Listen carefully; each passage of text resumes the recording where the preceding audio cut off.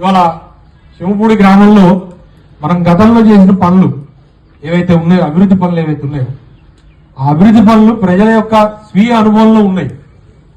వాళ్ళకి ఏం చేసినాం? ఒక 5 సంవత్సరాలు నేను మంత్రిగా ఉంటే బహుశా నేను అనుకోవటం ఒక చిమ్మపూడనే కాదు, రఘునాథపాలెం మండలంలో ప్రతి గ్రామాన్ని కూడా అద్దంగా తయారు చేసినాం. మట్టి రోడ్లు లేకుండా చేసినాం.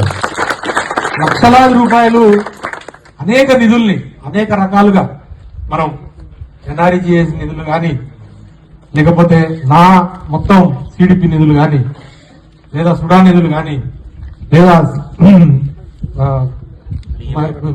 డిఎన్ఎఫ్టి నిధులు కానీ, లేకపోతే అటు పైనుంచి ట్రాన్స్కో నుంచి వచ్చిన నిధులు కానీ, ఈ నిధులు ఆ నిధులని కాదు, మాకు వద్దుమర్రో ఇంకా మేము చేయలేమనే పరిస్థితి.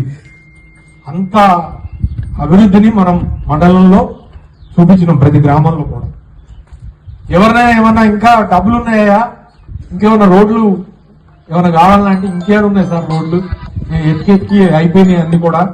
అంటే ఏమైనా కానీ మీరు ఇది గోల్డెన్ పీరియడ్ మీరు వాడుకోండి అని చెప్పి ఆ రోజున మరి ఈ బెల్ట్ మొత్తం ఎట్లా మనం డెవలప్ చేసినాం అనేది మనందరూ కూడా తెలుసు, మన స్వీయ అనుభవంలో ఉంది.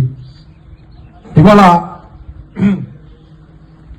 ప్రజాస్వామ్యంలో పోటీ చేయడానికి ధైర్యం ఉండాలా. పోటీని చేయించకుండా బెదిరించి ఎలక్షన్ జరగకుండా నేను ఎలక్షన్ ఆపుతాను లేకపోతే బలవంత ఏకగ్రీవాలు చేస్తామనంటే అది ప్రజాస్వామ్య స్ఫూర్తి ఎట్లయితుందని చెప్పి నేను ఈ సందర్భంలో అడుగుతున్నాను. మీకన్నా చాలా బలంగా ఉన్నాం ఆ రోజు, కానీ ఎన్నికలు మేము ఎక్కడ కూడా బలప్రయోగం చేసి లేకపోతే వన్వీని బెదిరించి నువ్వు ఆగాలు తగ్గాలి అనలే. 17 గ్రామ పంచాయతీలు రఘునాథపాలెం మండలాన్ని 37 గ్రామ పంచాయతీలు చేసి, ప్రతి తండానికి గ్రామ పంచాయతీ చేసి, నేను గ్రామ పంచాయతీ చేసినా మీరు మంచిగా మీరు యునానిమస్ చేసుకోండి అని చెప్పానంటే 12 గ్రామ పంచాయతీలను యునానిమస్ చేసుకున్నాను. అసలు పోయించకూడదు. అది ఆ రకమైన స్ఫూర్తి ప్రదర్శించడం తప్పితే ఈ అడ్డదారులు అయితే తొక్కలే. అదే మనకి రాజకీయాల్లో అధికారం వస్తుంటది పోతుంటది. పార్టీలు ఎప్పుడు నిరంతరం అధికారంలో ఉండవు. ఒక్కోసారి 5 ఏళ్ళు ఉంటుంది, ఒక్కోసారి 10 ఏళ్ళు ఉంటుంది. కాంగ్రెస్ పార్టీ 10 ఏళ్ళు ఉంది, అంతకుముందు తెలుగుదేశం పార్టీ ఉంది, లేకపోతే తర్వాత బీఆర్ఎస్ పార్టీ ఉంది. అందుకని అధికారం శాశ్వతం కాదు. కాబట్టి అధికారం అది కూడా శాశ్వతం కాదు. అన్ని కూడా టెంపరీని, ఇటు అటు మారుతుంది, అటు ఇటు మారుతుంది. కానీ ప్రజల గుండెల్లో మనం సంపాదించుకున్న స్థానం ఏంటనేది మాత్రమే శాశ్వతం. ఈ సందర్భంగా నేను తెలియజేస్తా ఉన్నాను.